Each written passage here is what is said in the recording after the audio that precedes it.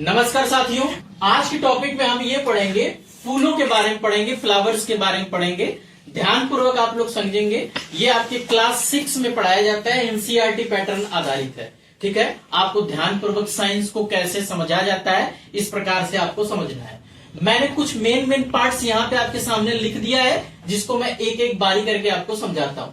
पहला मैंने लिखा है कि the prominent parts of the open flower these are called petals. तो प्रोमिनेंस मतलब होता है क्या, जो मुख्य भाग होता है। किसका मुख्य भाग?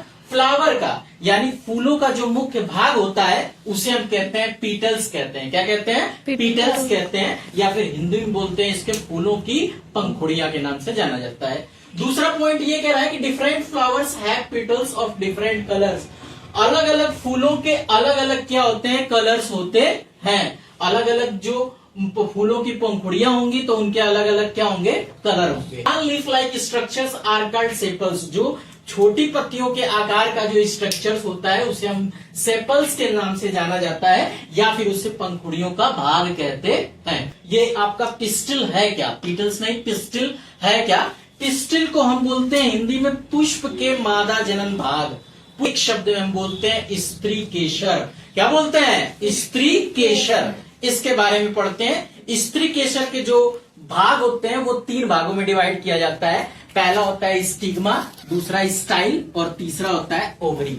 या तीनों वर्तिकाग्र बोलते हैं, जो ऊपरी भाग कहलाता है, जिसमें बहुत ही चिपचिपा पदार्थ जैसा होता है, मतलब बहुत चिपचिपा टाइप होता है, जिससे क्या होते हैं? पराग कण होते हैं। जो फूलों के पराग कण होते हैं वो आसानी से क्या हो जाते हैं? उसमें चिपक जाते हैं। नीचे जब जाएंगे तो ये एक नली नुमा आपका आकार दिखेगा, जिसे स्टाइल बोलते हैं। क्या बोलते हैं? स्टाइल बोलते हैं। और तीसरा आपका जो एक स्वालन टाइप यानी सूजा टाइप होता है उसे बोलते हैं ओवरी बोलते हैं। ये आपकी संरचना दिख रही है। अब समझ लेते हैं। लिखा है कि the inner most part of flower is called pistol. जो फूलों के अंदर का भाग होता है उसे हम पिस्टल बोलते हैं। क्या बोलते हैं? पिस्टिल बोलते हैं, या पुष्प योनि बोलते हैं, या फिर मादा जननांग बोलते हैं, या फिर स्त्री केसर के नाम से जाना जाता है। आगे लिखा हुआ है the parts of the pistil include style, stigma.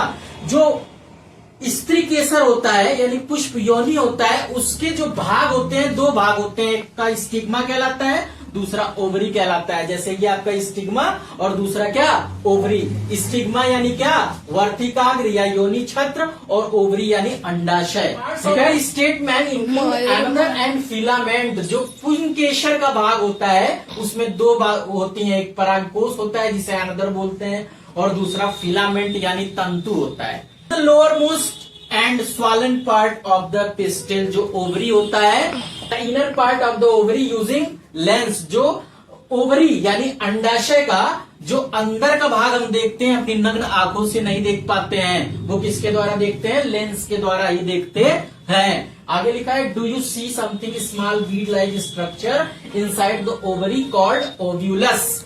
यानी आपने देखा होगा कि एक छोटे छोटे बीज टाइप के आकार का यह आपको दिख रहा है, जिस स्ट्रक्चर होता है बीज टाइप का स्ट्रक्चर होता है, जिसे हम ओव्यूलस बोलते हैं। क्या बोलते हैं?